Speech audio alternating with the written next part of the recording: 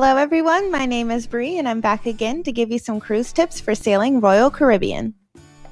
Going on cruises is a great way to spend time with your family and friends while experiencing new places and activities.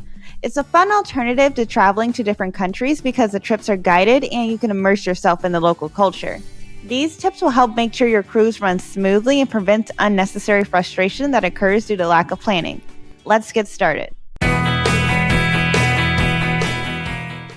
Royal Caribbean recommends checking in a minimum of 3 days before sailing. You can do this online or through their app on your smartphone.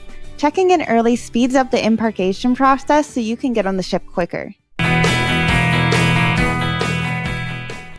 You can actually view the available excursions online that correlates to your specific cruise. That way, your family can strategically choose the excursions that spark their interest and fit into your budget. Keep in mind that the popular excursions sell out early, so it's good to purchase them in advance to prevent disappointment during the vacation. If you forget to sign up in advance, do it as soon as you get on the ship, as a limited number of seats are reserved for onboard booking. If you haven't figured it out already, the theme for most of these tips is to plan things in advance. You can reserve your seats for shows online or on your smartphone through the Royal Caribbean app.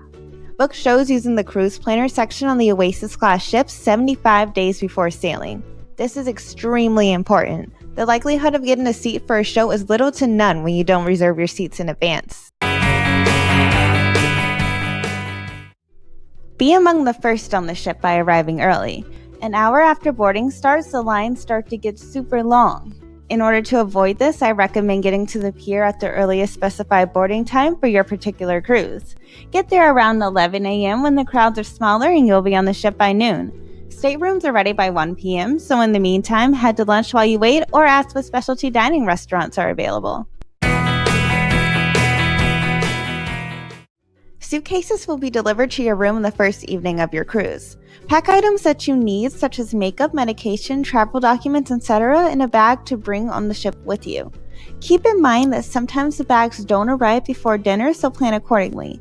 Steve and I pack swimsuits so the kids can jump in the pool right away to pass the time. This is another reason why it's very important to plan your activities ahead of time. Certain activities require you to bring specific clothing items and materials. For example, if you plan on rock climbing, you need to pack sneakers. Similarly, if you plan on going hiking in Mexico, you need to pack the appropriate clothes and bring bug spray. Every morning during our cruise, my family looks at the Cruise Compass, which is a pamphlet that lists the day's activities and times as well as other salient information. We have our kids choose their favorite highlighter color for the cruise so that they can mark the activities they want to partake in.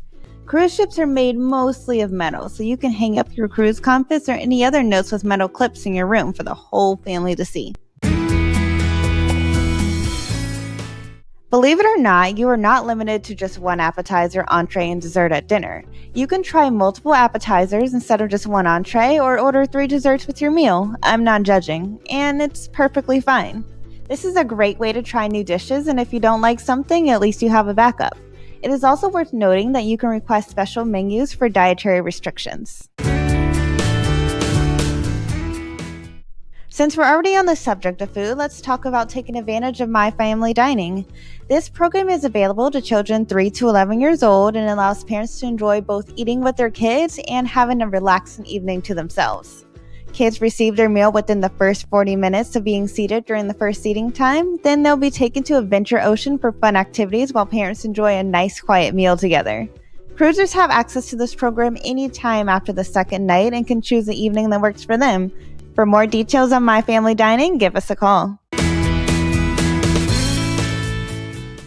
My last tip is for those of you traveling in large parties. Some cruises allow you to take balcony dividers down if you have adjoining rooms. Ask the stateroom attendant to have the balcony divider removed to increase balcony space. This is not available on all ships, but it doesn't hurt to ask.